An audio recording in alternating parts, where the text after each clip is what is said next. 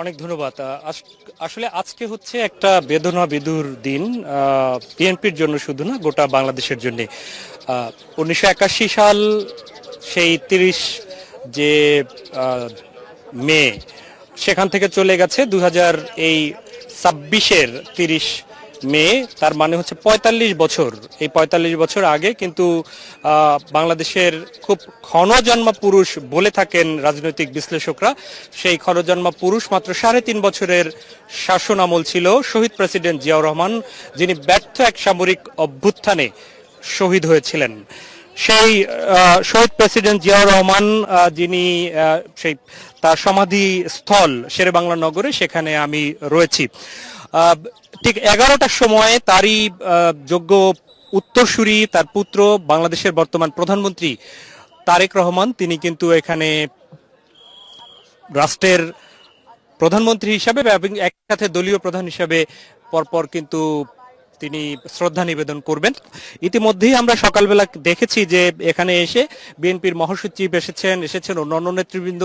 আপনারা শুনেছেন যে বিএনপি মহাসচিব বলেছেন যে সেই বাংলাদেশের এক সংকটকালীন সময়, যখন পাকিস্তান এবং পাকিস্তান বাংলাদেশ যে শোষণের সময়, সেই 71-এ যখন গর্জে ওঠার সময় ছিল, তখন কেবলমাত্র একজন মেজর ছিলেন জিয়াউর রহমান। সেই মেজর জিয়াউর রহমান কিন্তু প্রথম বলেছিলেন, উই রিভোল্ট, আমরা বিদ্রোহ করলাম। সেই বিদ্রোহ করার মাধ্যমে কিন্তু তিনি বাংলাদেশের সশস্ত্র সশস্ত্র বিদ্রোহ, সশস্ত্র যুদ্ধ শুরু হয়েছিল। এরপরে গোটা জাতি কিন্তু যুদ্ধে ঝাঁপিয়ে পড়েছিল। এরপর আবার কিন্তু স্বাধীনতা যুদ্ধের পরে তিনি আবার সে ব্যারাকে ফিরে গিয়েছিলেন। শহীদ প্রেসিডেন্ট জিয়াউর রহমান কেবল নিজে একজন মুক্তিযোদ্ধা শুধু ছিলেন না, তিনি কিন্তু বাংলাদেশের সেক্টর কমান্ডার ছিলেন, জেট ফোর্সের অধিনায়ক ছিলেন, এবং এমন একজন মানুষ, তিনি এরপরে আবার ব্যারাকে ফিরে গিয়েছিলেন, সেনাবাহিনীতে ফিরে গিয়ে তিনি কিন্তু আবার সেই সেনা গঠনে তিনি তার মনোনিবেশ করেছিলেন। এরপরে আবার 71-এর পরবর্তীতে যখন 75-এ বাংলাদেশে আবার সংকট শুরু হলো, জাতি যখন কোনো দিশা পাচ্ছিল না, জাতি যখন বিশৃঙ্খল অবস্থা তৈরি হয়ে গেল, তখন কিন্তু আবার সেই 75-এর যে 15ই আগস্টের পরবর্তী বাংলাদেশে, বিশৃঙ্খল বাংলাদেশে 7ই নভেম্বর কিন্তু আবার দৃশ্যপটে হাজির হন জনগণ। সেই সিপাহী জনতা সামনে নিয়ে আসেন মেজর জেনারেল জিয়াউর রহমানকে, যিনি আবার এসে বাংলাদেশকে ঐক্যবদ্ধ করেছিলেন। এরপরে জিয়াউর রহমান বাংলাদেশের নেতৃত্ব দিয়েছেন।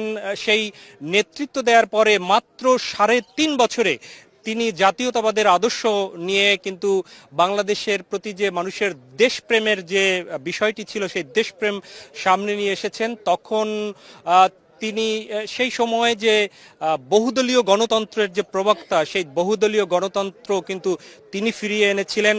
মোট কথা হচ্ছে যে বাংলাদেশের আধুনিক বাংলাদেশ, যুদ্ধ বিধ্বস্ত পরবর্তী যে বাংলাদেশ রাজনৈতিক যে অবস্থা ছিল, সেই রাজনৈতিক অধিকার সেটি কেড়ে নেওয়া হয়েছিল, সে অধিকার আবার তিনি ফিরিয়ে দিয়েছিলেন। তারপরে আবার বাংলাদেশের নেতৃত্ব দিয়েছেন। আপনারা জানেন যে জিয়াউর রহমান যখন ব্যর্থ অভ্যুত্থানে শাহাদাত বরণ করেছিলেন, তারপরে তার সহধর্মিণী একদম গৃহবধূ বাংলাদেশকে নেতৃত্ব দিয়েছেন। তার দল পরপর কিন্তু 5বার বাংলাদেশকে নেতৃত্ব দিচ্ছেন। এখন তারই সুযোগ্য পুত্র, দীর্ঘ আন্দোলন সংগ্রামের পরে যে বাংলাদেশ এসেছে, সেই বাংলাদেশে আবার নেতৃত্ব দিচ্ছেন। বিএনপি নেতারা কিন্তু বলছেন যে এখন যে তারেক রহমানের নেতৃত্বে বাংলাদেশ, সেই নেতৃত্বে কিন্তু জিয়াউর রহমানের দেখানো আধুনিক বাংলাদেশ, জিয়াউর রহমানের দেখানো গণতান্ত্রিক বাংলাদেশ, জিয়াউর রহমানের দেখানো উন্নত এবং উন্নয়নশীল বাংলাদেশ, জিয়াউর রহমানের দেখানো যে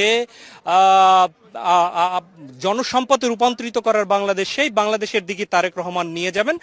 আজকে একদম শেষে এই জিয়াউর সমাধিতে শ্রদ্ধা নিবেদনের পরে কিন্তু প্রায় 16 জায়গায় তারেক রহমান কিন্তু শ্রদ্ধা নিবেদন করবেন, এবং শ্রদ্ধা নিবেদন করে আজকে সারা দিন বিভিন্ন জায়গায় খাদ্য বিতরণ আছে, দলীয় কার্যালয়ে বিভিন্ন প্রোগ্রাম আছে। সারা দেশেই জিয়াউর রহমানের যে এই শাহাদাত বার্ষিকী উপলক্ষে কর্মসূচি রয়েছে। আর একটি কথা না বললেই নয়, তা হচ্ছে ঢাকা শহরে যারা রয়েছেন অথবা অন্যান্য শহরে, তারা কিন্তু জিয়া রহমানের এই শাহাদাত বার্ষিকী উপলক্ষে গোটা শহর ব্যানারে কিংবা ফেস্টুনে ভরে যাওয়া, মোড়ে মোড়ে গান বাজানো,